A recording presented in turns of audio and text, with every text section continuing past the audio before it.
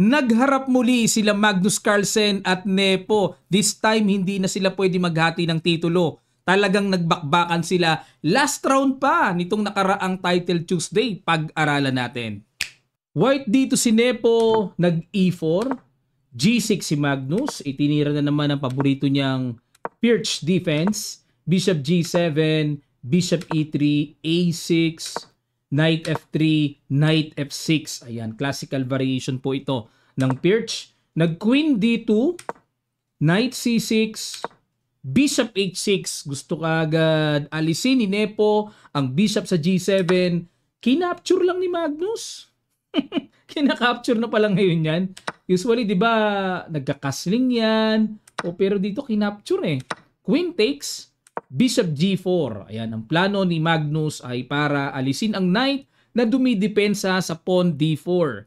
Pero binigyan ng bad move ng computer engine. Ang gusto ng computer dito ay E5.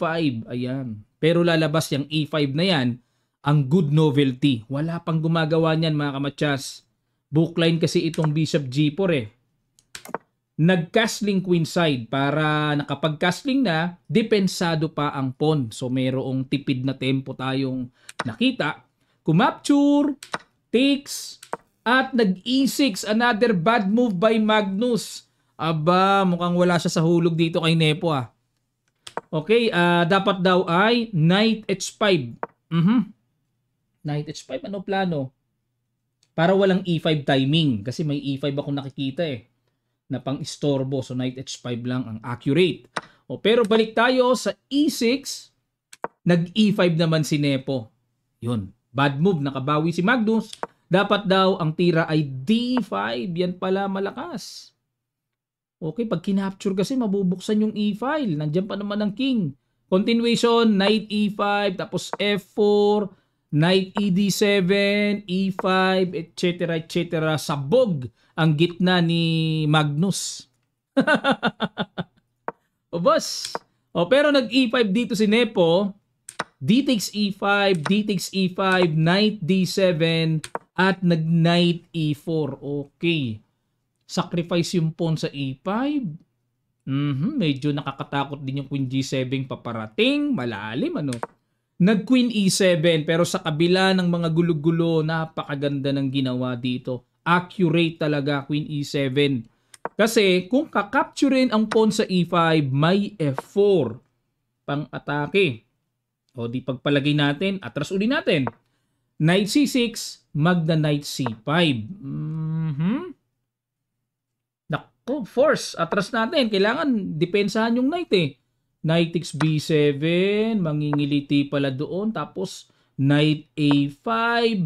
Ayan, na lalabas dito ay ang pag-asa na lang ng black ay makapag-castling sa queen side. Wala na dito kasi may queen, eh lalabas yung king mananatiling matagal sa sentro which is very dangerous for black. Bishop G2 na paparating, etc. etc. Yan ang laman. O, pero balik tayo sa Queen E7. Preparing to castle queen side para makapagtago na ang king ni Magnus. At nag-F4. Sinemento na yung pawn sa E5 para talagang matatag at matibay. Nag-castling queen side na. Bishop G2. Knight B6. Panahon na para i-develop ang mga pyesa. Nag-A3. Bakit nag-A3? Siguro nakikita dito ni Nepo na may papasok na queen. Makakagulo-gulo. Kaya pinigilan muna. Knight D4. Knight D4. Okay. Manggugulo ba saan yan? Knight E2 check, mga ganon-ganon. King B1 umiwas sa potential check. Knight F5, pang-neutralize sa reyna, atras. At nag-Knight D5, tiniret ang pawn sa F4. At, nako, ano pang depensa dyan? Nag-Queen B3 dito. Okay, malakas din yung Queen B3. Oh. Pamigil sa paparating na Knight takes F4. Nag-C6 muna para secure na talagang nakablock yung diagonal papunta sa B7, may queen na depensa. Kasi po mga kamatsas, ano ba mangyayari kung capturein ang libreng pawn na yan? Magna Knight C5, yan ang malakas. May threatening matsas sa B7. O di pagpalagay natin, hindi pwedeng capturein, queen takes B7, matsas, no? Pag nag C6, kakapturein pa rin. Pag tinix, Queen B6. Yan ang nakakatakot dyan, no? Et cetera, mahaba-habang kumpasan yan, mga kamatsas. Pero winning pa rin for white.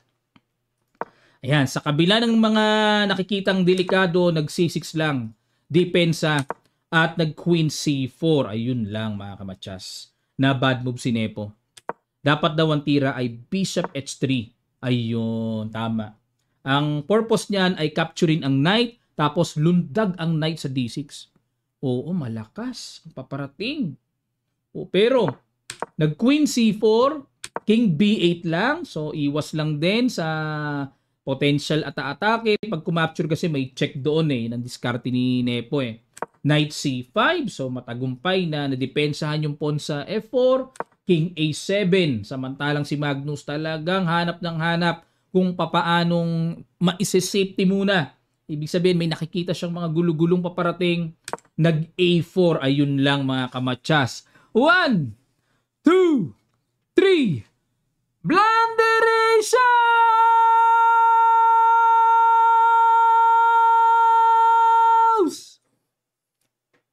May uga talaga yan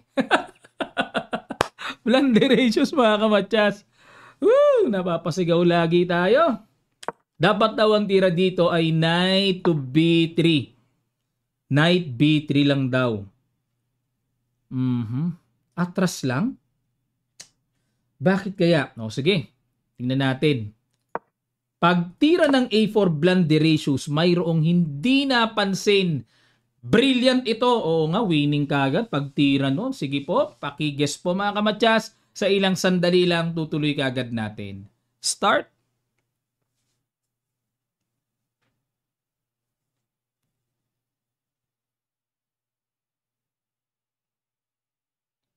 Maraming salamat. Congrats sa mga nakakita ng pitik na B5.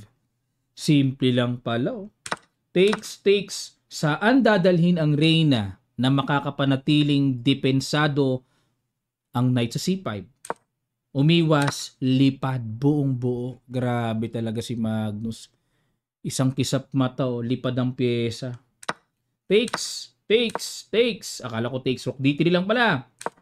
Queen C4. Ayan na, dinaan na sa gulang. Daanin sa yaman. Komo lamang na ng pyesa.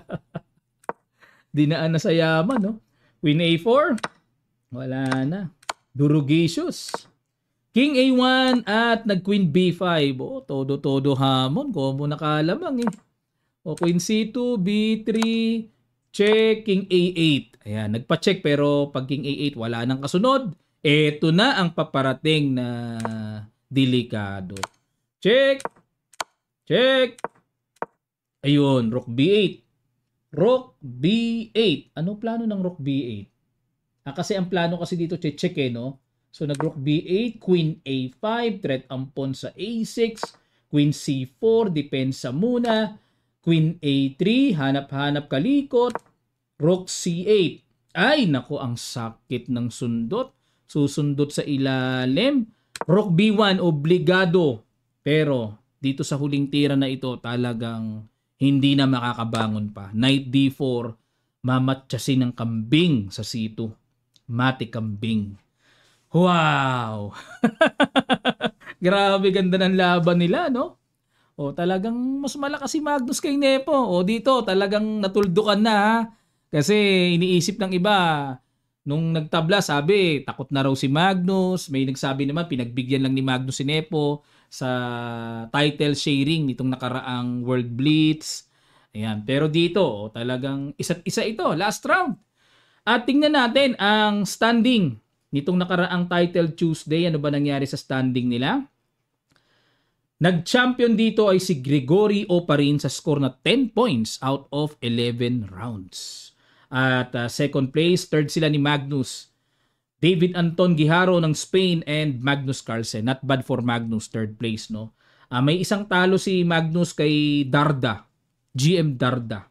Etong si Gregory Oparin, walang talo si Gregory Oparin Ferusa last round niya, sibak pa rin nakondisyon si Gregory Oparin ng USA, mga kamatsas. Okay, so matataas po rating nila kasi ang gamit nila ay Blitz Chess.com rating. Hindi naman feeder rating yan kaya umaabot sila ng 30 mahigit. Okay, maraming salamat mga kamatsa. Sana po na-update kayo, natuto. At kung kayo ay meron pang gustong ipapasadang mga matinding laban, lapag nyo lang po sa comment section below. Titignan natin kung interesting. At pag nag-reply po ako sa inyo, pasa nyo sa Kamatsas Messenger ang PGN Games or link ng game para makita natin at matulungan nyo na po kung maghanap ng game na gusto nyong ipa-analyze. Kasi yun ang susunod ko nga hanapin, yung game pag na-approve natin yung gusto nyong ipa-analyze na interesting game. Maraming salamat! Magkita-kita pa tayo sa mga susunod pang chess updates.